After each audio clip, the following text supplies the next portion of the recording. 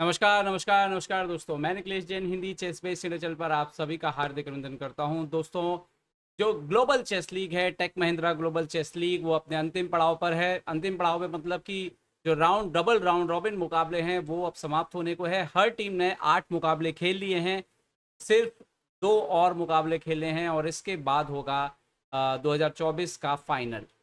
कौन सी टीमें सबसे आगे चल रही हैं? तो सबसे पहले उससे पहले देख ले आज जो मैच हुए उसमें क्या हुआ है। अलास्कन नाइट्स जो सबसे आगे चल रही थी, आज उनको बहुत ही करीबी हार का सामना करना पड़ा है, सिर्फ 1 अंक की हार, और वो दी है उनको मुंबा मास्टर्स ने। ओके, हालांकि इससे भी कितना फर्क पड़ा है अलास्कन नाइट्स के फाइनल क्वालिफाई करने पे वो भी मैं आपको बताता हूँ। गैंजेस ग्रैंड मास्टर जो कि विश्वनाथ आनंद जी की टीम है, आज फिर हारी। आज थोड़ा नजदीकी था मुकाबला, बट इसके साथ ही सफर समाप्त हो चुका है। मतलब अब 2 औपचारिकताएं करनी है उन्हें, कहीं से भी कोई चांसेस नहीं है फाइनल में पहुंचने के। अमेरिकन गैम्बिट्स भी आज एक अंतिम मुकाबला हारी अल्पाइन एसजी पाइपर्स के साथ। तो टीसी के त्रिवेणी कॉन्टिनेंटल किंग और अल्पाइन पाइपर्स दोनों जीती हैं। अलास्कन नाइट्स हारी है, लेकिन इसका क्या फर्क है अंक तालिका पे वो देख लेते हैं। यहाँ पर आप देख सकते हो, जो पीबीजी अलास्कन नाइट्स है वो अभी 18 पॉइंट्स पर है। अगर आप ऐसे नज़र डालो और आप देखो यहाँ पर, तो ना तो मुंबा मास्टर्स और ना ही अमेरिकन गैम्बिट्स और ना ही गैंजेस ग्रैंड मास्टर में से कोई भी जो है अब उस टीम को टच कर सकता है। बचे हुए 2 मुकाबले जीत करके ये लोग मैक्सिमम 15 पॉइंट पे पहुंच सकते हैं। लेकिन लेकिन अभी कहानी थोड़ी सी बाकी है, क्योंकि त्रिवेणी कॉन्टिनेंटल किंग और मैग्नस कार्लसन की अल्पाइन पाइपर्स, ये 2 टीम अगर अपने 2 मुकाबले लगातार जीत लें तो ये थोड़ा आगे जा सकते हैं। लेकिन जो बचे हुए 2 मुकाबले हैं उस पर बहुत कुछ निर्भर करेगा। पर अगर आप देख सकते हो साफ कि अगर एक भी मुकाबला यहाँ पर पीबीजी जीत लेती है अगले 2 राउंड में, तो फाइनल उनका पहुंचना तय है। बट ये 3 टीम में से ही कोई फाइनल पहुंचेगा। बट जिस तरह से पीबीजी खेली है पूरे टूर्नामेंट में, बहुत संभव है कि वो फाइनल खेलनी चाहिए। तो अब बात करते हैं वो मुकाबले की, जो मुकाबला मैं आपको दिखाने ले जा रहा हूं आज। और अर्जुन एरगैसी के लिए अंततः जो है वो खुशी की खबर आई, लगातार 7 ड्रॉ के बाद क्या हुआ, आइए देखते हैं इस मुकाबले में। और एक बार फिर थे अर्जुन के सामने वे ई। एक बार फिर से इसलिए बोल रहा हूँ कि गुकेश से खेला वे ई ने, फिर अभी विदित से खेला वे ई ने, और अब अर्जुन से वे ई का ये मुकाबला। आइए देखिए क्या हुआ। D4 से शुरुआत हुई, night F6, C4, E6, night F3, D5। और यहाँ पर एक्सचेंज वेरिएशन होता है, जैसा कि आप देख सकते हो, QGD exchange, night C3, C6, तो यहाँ पर bishop F4, bishop F5, E3, night BD7। तो अर्जुन यहाँ पर करते हैं H3, G4 का भी चांस बन सकता है in future. Okay, queen B6 आते हैं, B2 पे प्रेशर डालते हैं, और अर्जुन यहाँ पर बिशप D3 खेलते हैं। पहले तो आप अपना बिशप बचाइए। यहाँ पर आप देख सकते हो कि क्वीन इंटू B2 एक लाइन होता है एक्चुअली में, बट जवाब आता है bishop into F5, queen C3 check, king F1, इस तरह की लाइन होती है। कई लोग खेलना पसंद करते हैं। वे ने यहाँ पर बिशप D3 मारा, क्वीन D3। अभी आप देखिए क्वीन D3 मारने के बाद अब आप क्वीन B2 जो है, अगर अब आप जाते हैं तो ये थोड़ी सी गलत चाल है, बिकॉज आफ्टर रुक B1, queen A3, white castle करता है और प्रेशर रहता है यहाँ पर ब्लैक के ऊपर B7 पे। तो ये अच्छा पोजीशन है वाइट के लिए। बट उन्होंने क्या खेला, उन्होंने खेला बिशप E7। अर्जुन करते हैं castle castle, and finally night A4, queen आता है B4। अर्जुन यहाँ पर खेलते हैं क्वीन C2, और नाइट को भी सपोर्ट लगाते हैं, C5 के स्क्वायर को नियंत्रित करते हैं, A5।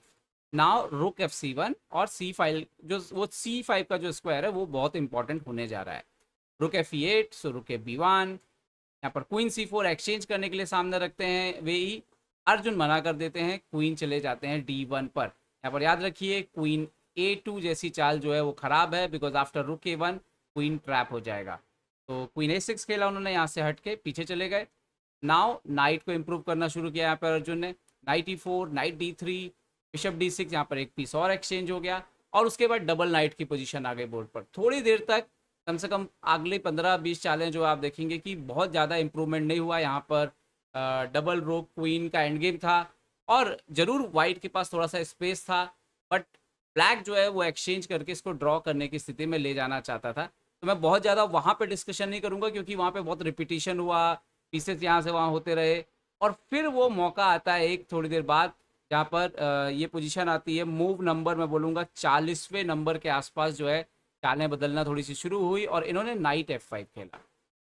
अब अर्जुन खेलते हैं यहाँ पर रुक B3। अच्छा, इस पूरे गेम में क्या चल रहा था कि B3 पे एक स्लाइट वीकनेस था वाइट का, जिसपे ब्लैक जो है वो पकड़ करके बैठा हुआ था। C5 स्क्वायर जो वो ब्लैक का कमजोर था, जिसपे वाइट नजर रखे हुए था। और ये दो रुक थे लेकिन ओपन, सेमी ओपन फाइल में थे, ज्यादा कुछ हो नहीं रहा था। और ये देखना था कि कब कौन जो है पोजीशन पे ब्रेक देता है। तो यहाँ पर नाइट D6 हुआ, H4, और यहाँ के बाद अर्जुन ने डिसाइड कर लिया कि अब वो कुछ अलग करेंगे। उन्होंने खेला H4। यहाँ पर जी थे। अच्छा, यहाँ पे मान लीजिए कि आप इस तरह की चालें कुछ खेलना चाहें जैसे कि रुक है, तो एक्चुअली H5 बढ़ ही रहा है। और तो इन्होंने खेला G6 and now H5, king G7, now queen G4। और अर्जुन यहाँ से दबाव डालना शुरू करते हैं वे ई के ऊपर। क्वीन जाता है वापस D8, नाउ नाइट C5। अब इन्होंने खेला नाइट E4। तो अर्जुन फाइनली मौका देखते हैं और अब वो रिलीज कर देते हैं जो उनका प्रेशर था, B4, AB4, रुक B4, नाइट इंटू C5, रुक इंटू C5। अब कहानी ये है कि ये राजा तो यहाँ पे अकेला है, लेकिन यहाँ पर ब्लैक के 3 पीसेस हैं, जबकि वाइट के जो दोनों रुक हैं वो गेम से अभी बाहर थे। तो ये पोजीशन आने के बाद इन्होंने जब खेला क्वीन D7, क्वीन F3, इन्होंने खेला G5, नाव आता है A5। और यहाँ पर जब इन्होंने G5 खेला तो यहाँ पर अर्जुन ने एक बढ़िया सी चीज़ ढूंढी इस पोजीशन में। ये थी 6th रैंक की वीकनेस। इसको बहुत बढ़िया तरीके से पकड़ा उन्होंने, और उनका आइडिया बिल्कुल क्लियर था कि कभी ना कभी A6 करके वो स्ट्रक्चर तोड़ेंगे और अपने दोनों रुक से ये 6th रैंक पे जो है वो अटैक करना शुरू करेंगे।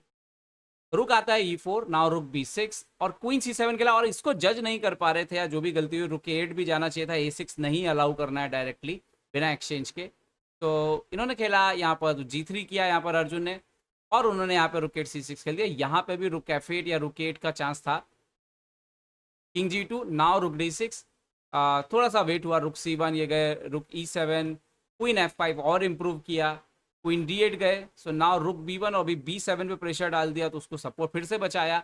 हालांकि यहाँ पे ये पोजीशन आ गया है, वो बोल रहे हैं कि आप अपने दोनों रुक दे दीजिए, क्वीन मैं दे देता हूँ, लेकिन जरूरत नहीं थी अर्जुन को यहाँ पे। अर्जुन ने पहले यहाँ पर एक्सचेंज जो ऑफर किया था, उन्होंने क्वीन यहाँ पर रख के भी और H6 खेला, king G8, queen into D7 exchange किया, और फिर आता है A6।